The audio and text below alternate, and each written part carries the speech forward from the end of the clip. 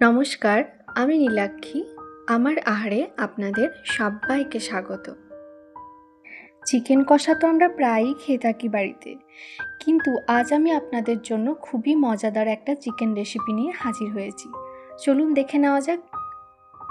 প্রথমেই আমি একটা পাত্রের মধ্যে 500 গ্রাম চিকেন নিয়ে নিয়েছি, আর সাথে কিছু সবজিও কেটে নিয়েছি। পেঁপে, গাজর, দুটো চেরা কাঁচা লঙ্কা, একটা টমেটো, কিছুটা বরবটি, একটা ক্যাপসিকাম আর কিছুটা আলু, আর এদিকে 3টে মিডিয়াম সাইজের পেঁয়াজ কেটে নিয়েছি। এদিকে কড়াই বসিয়ে কড়াই গরম হয়ে এলে তাতে 3 টেবিল চামচের মতো সর্ষের তেল দিয়ে সমস্ত চিকেনগুলোকে ভালো করে ভেজে নেব। সামান্য পরিমাণ লবণ দিয়ে দিলাম, যাতে চিকেনের ভেতর লবণটা ভালোভাবে ঢুকে যায়। দেখুন চিকেন থেকে জল ছেড়ে আসছে, তাই ঢাকা দিয়ে দিয়ে ভাজতে দেবো, যাতে হাফ সেদ্ধ এখানেই হয়ে যায়।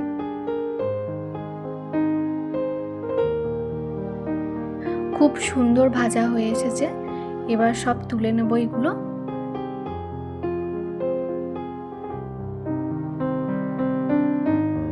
চিকেন থেকে অনেকটাই তেল বেরিয়েছে, তাই এক্সট্রা আর কোনো তেল দেব না। এর মধ্যে পেঁয়াজ আর টমেটোটা বাদ দিয়ে বাকি সব সবজিগুলো ভালো করে ভেজে নেব।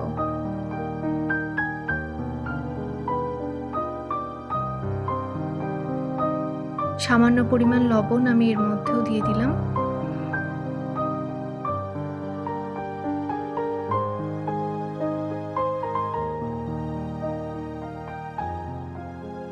ভালোভাবে ভাজা হয়ে গেলে এগুলো সব তুলে নিয়ে ওর মধ্যেই 1 চা চামচ চিনি দিয়ে দিলাম।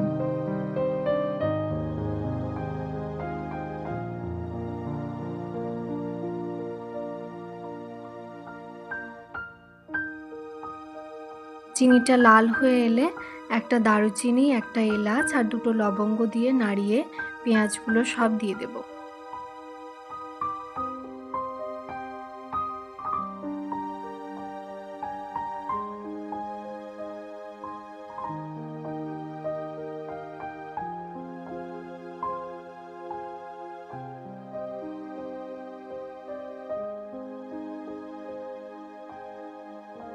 পেঁয়াজের মধ্যেও সামান্য পরিমাণ লবণ দিয়ে লাল লাল করে ভাজার পর কাঁচা লঙ্কা আর টমেটোটা দিয়ে দিলাম।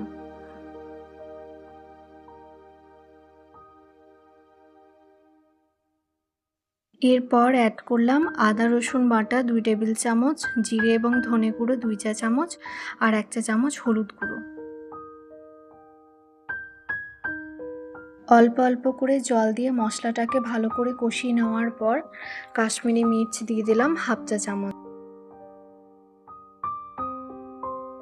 এরপর ভেজে রাখা চিকেন ও সবজিগুলো দিয়ে ভালো করে কষাতে থাকবো কিছুক্ষণ। কষানো হয়ে গেলে পরিমাণ মতো জল দিয়ে ঢাকা দিয়ে ফুটতে দেব, একদম লো ফ্লেমে 15 মিনিট। আমি মাঝে লবণটা চেক করে নিয়েছি, আপনারা আপনাদের স্বাদ অনুযায়ী একবার দেখে নেবেন।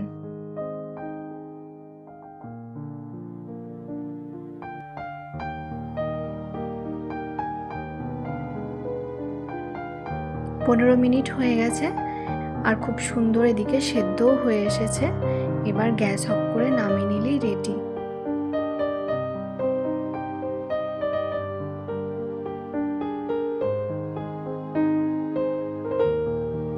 একঘেয়ে চিকেন কষা থেকে বাইরে বেরিয়ে এসে বাড়িতে একবার এটা ট্রাই করুন এবং আমাকে কমেন্টে জানান কেমন হয়েছে খেতে।